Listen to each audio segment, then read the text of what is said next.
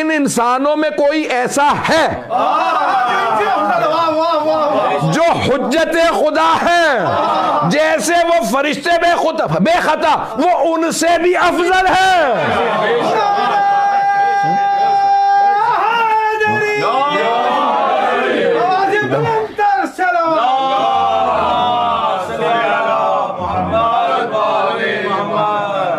تھک تو نہیں گئے جانے کے بعد بھائی دلیل دل کو لگ رہی ہے کہ بھائی وہ کوئی ایسے تو ہوں گے نا کہ فرشتے کوئی خطا نہیں کرتے، اور لوگ کہتے ہیں نہیں نبی معاذ اللہ خطا کر سکتے تھے، پتہ نہیں لوگ ہیں یا نہیں۔ توجہ ہے عزیزان، میں جملہ کہہ رہا ہوں یہاں پہ، عزیزان گرامی، جناب جبرائیل حقیقت نہیں ہے، وہ رسول خدا کی ایک تجلی ہے، حقیقت رسول خدا ہے، اصل رسول خدا، اصل رسول خدا، فرشتے ان کی تجلی، جو تجلی ہو وہ خطا نہیں کرتے، تو پھر نور محمدی کیسے خطا کرے؟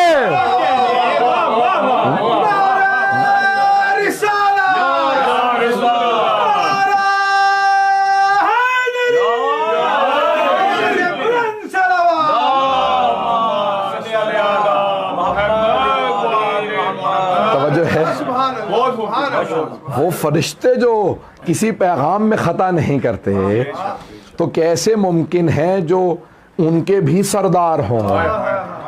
نہیں پہنچا سکا۔ چلے میں ایک روایت پڑھ دوں یہاں، کتاب کا نام ہے الانوار النعمانیہ، سید نعمت اللہ جزائری، داماد ہیں علامہ محمد باقر مجلسی کے، اور یہ جو لکھنؤ کا بہت بڑا خاندان ہے علمی، مفتی سید محمد عباس صاحب کا، یہ شیعہ علماء میں لکھنؤ کے اندر بہت بڑا نام ہے، یہ سارے کے سارے پرنسپل ہیں، یہ انہی کی نسل سے ہیں سب، اور ایران میں بھی بہرحال کی پوری نسل میں سب علماء ہیں، ہندوستان میں ہوں یا ایران میں ہوں سب علماء ہیں، اور سید نعمت اللہ جزائری بہت بڑا نام ہے، علامہ مجلسی کے داماد تھے، اور ان کی کتابوں کے اندر لکھنے میں بہار الانوار وغیرہ میں انہوں نے مدد کی ہے، خود بہت کتابیں ہیں ان کی، تو ان کی 4 جلدوں میں کتاب ہے الانوار النعمانیہ، انوار نور کی جمع انوار، 4 جلدیں ہیں، تو پہلی ہے نور محمدی، پتہ نہیں لوگ ہیں، انوار پہ کتاب ہے نا، تو اس میں جلد نمبر 2 نور مرتضوی، اگر سننا چاہیں، میرا گلا سینہ ساتھ نہیں دے رہا، اگر آپ سننا چاہیں گے تو پیش کروں گا۔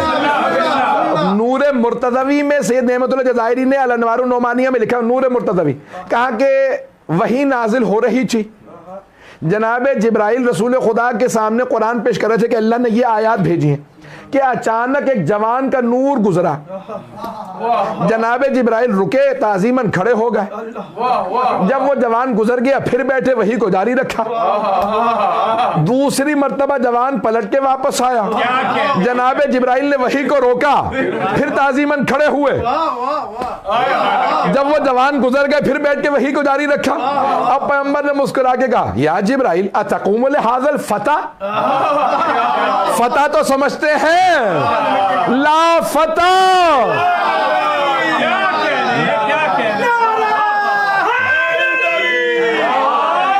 پتہ نہیں لوگ ہیں یا نہیں، اتقوم لہذا الفتح، اے جبرائیل کیا آپ اس جوان کے لیے کھڑے ہوتے؟ تو جناب جبرائیل نے فرمایا وَلِمَا لَا أَقُومُ لِمَنْ عَلَّمَنِي، میں کیوں نہ اس کے لیے کھڑا ہو جاؤں جس نے مجھے تعلیم دی ہے۔ تو اب ایک مرتبہ یہاں پہ سید نعمت اللہ جزائری کہتے ہیں کہ جناب رسول خدا نے مسکرا کے کہا جبرائیل کیا انہوں نے علی نے آپ کو تعلیم دی ہے؟ کہا ہاں۔ بھئی دیکھیں ہماری خلقت ہوتی ہے، ہم شروع ہوئے کچھ نہیں جانتے تھے، پھر ایک مرتبہ بڑے ہوئے سیکھا، پھر بوڑھے ہو گئے، پھر ختم ہو گئے۔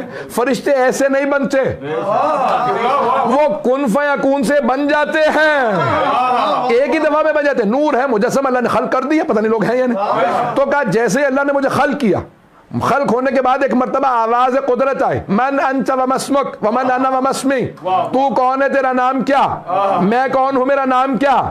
کہ میں ابھی ابھی خلق ہوا تھا، متحیر پریشان ہو گیا کون ہوں نام کیا ہے، پوچھنے والا کون اس کا نام کیا؟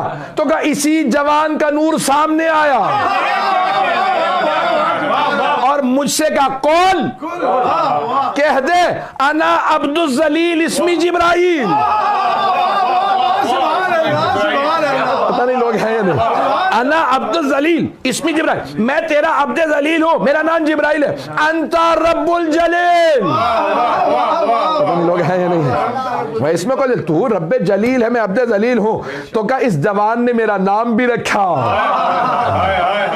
مجھے تعلیم بھی دی، اسی لیے تعظیم کرتا ہوں۔ ارے جہاں فرشتوں کے سردار حضرت جبرائیل کہیں یہ ہمارے استاد، تو پھر رسول کا وسیع ایسے کو ہونا چاہیے، ویسے کو نہیں۔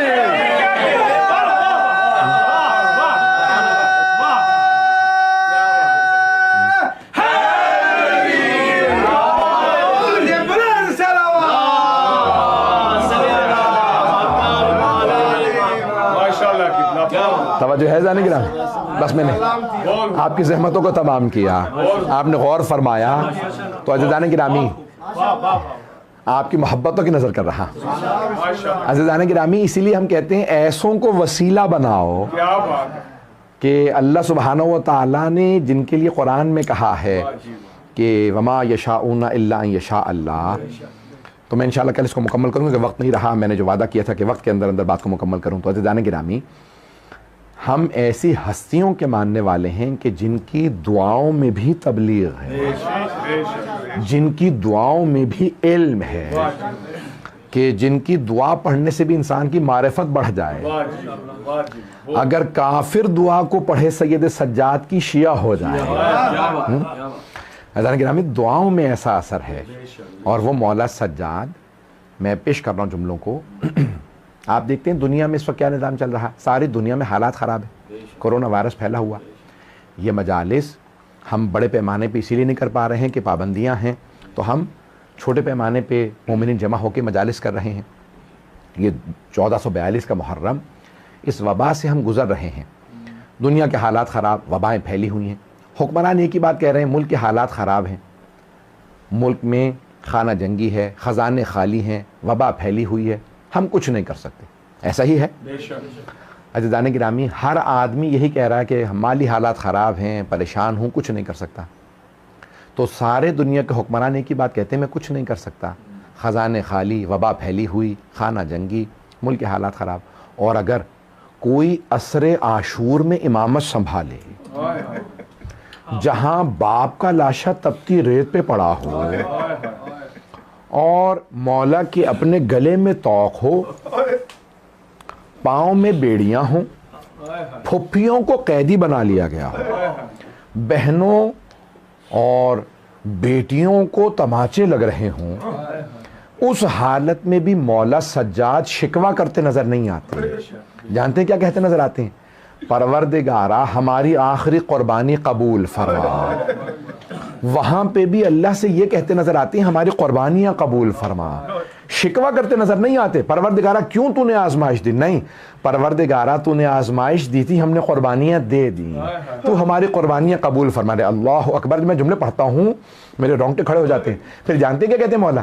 کہا پروردگارا ہم آل محمد تیرا کیسے شکر ادا کریں، تو نے ایسی آزمائشیں کسی کو نہیں دی جیسی ہمیں، اور ایسی عظمتیں کسی کو نہیں دی جیسی ہمیں، تو نے ہر آزمائش میں ہمیں کامیاب فرمایا، تیرے ملائکہ تک آ کے ہمیں چومتے ہمارے قدموں کو۔ یہ کیوں؟ کیونکہ اللہ بھی دیکھ رہا ہے نا کہ ایسا کسی نبی نے امتحان نہیں دیا جیسا آل محمد نے۔ آئیں ذرا میرے ساتھ چلیے گا، آج یہ 7 محرم کو پوری دنیا میں آپ عراق چلے جائیں، ایران چلے جائیں، لبنان چلے جائیں، شام چلے جائیں، ہندوستان، پاکستان، کہیں دنیا کے حصے میں چلے جائیں، کربلا، نجف، پوری دنیا میں 7 محرم کو جناب قاسم کی مجلسیں ہوتی ہیں۔ یہ ایک مظلوم باپ کے مظلوم بیٹے کی آج شہادت کو پڑھنا چاہوں گا۔ میں جانتا ہوں 7 محرم جب آ جاتی ہے نا تو لوگ رو رو کے تھک چکے ہوتے ہیں، اتنے دن گزر